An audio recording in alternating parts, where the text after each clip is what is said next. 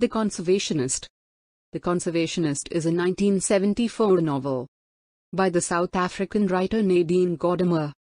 The book was a joint winner of the Booker-McConnell Prize for fiction. It is described as more complex in design and technique than Gordimer's earlier novels. Political and resurrection themes are combined to convey a larger meaning. The sterility of white has been depicted in Mehring's attempts of keeping his farm. He tries to conserve both nature and apartheid, while nature fails him and doesn't return what he had given to it. The dead body laying claim to his land is the embodiment of Africa, having no land of its own while in fact possessing all of Africa. Plot summary. In South Africa under apartheid, Mehring is a rich white businessman who is not satisfied with his life. His ex-wife has gone to America. His liberal son, Terry, who is probably gay, criticizes his conservative/capitalist ways, and his lovers and colleagues do not actually seem interested in him. On a whim he buys a 400-acre farm outside the city, afterwards trying to explain this purchase to himself as the search for a higher meaning in life. But it is clear that he knows next to nothing about farming, and that black workers run it. Mehring is simply an outsider, an intruder on the daily life of his farm. His objective in buying the farm is to make a tax-deductible expense. No farm is beautiful unless it's productive, says Mehring. Plus it is proper for his amorous escapades. Land was a thing of his race. He once visits his farm with his girlfriend, Antonia. One day the black foreman, Jacobus, finds an unidentified dead body on the farm. Since the dead man is black, the police find no urgency to look into the case and simply bury the body on the spot where it was found. The idea of an unknown black man buried on his land begins to haunt Mehring. A flood brings the body back to the surface, although the farm workers do not know the stranger. They now give him a proper burial as if he were a family member. There are hints that Mehring's own burial will be less emotional than this burial of a stranger. Analysis of the novel.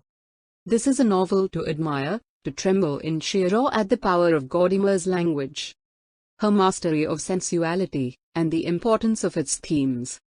The skewering of apartheid during a time when the anti-apartheid movement floundered. Leaderless and without much will, early mid-1970s. It projects alienated by the dense language and the stream of consciousness writing and frustration at being trapped inside Mehring's morally bankrupt brain.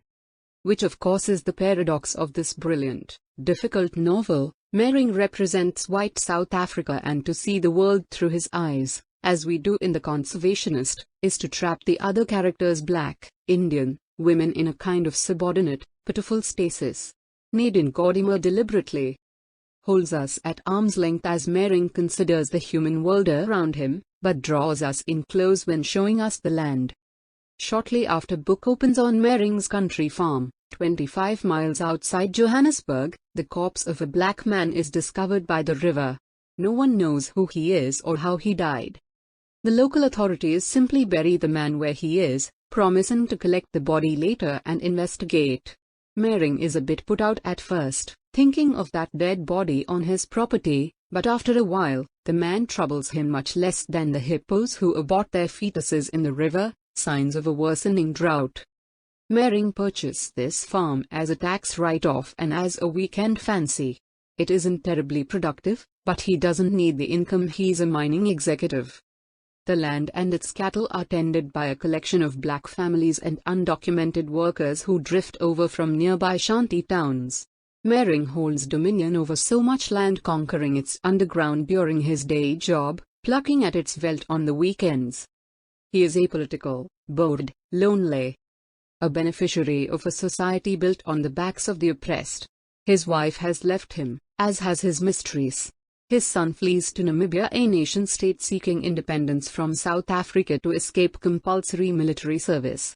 To keep himself company, Mehring flirts with sexual predation, all the while imagining himself above the cocktails and flirtations of South Africa's smart set.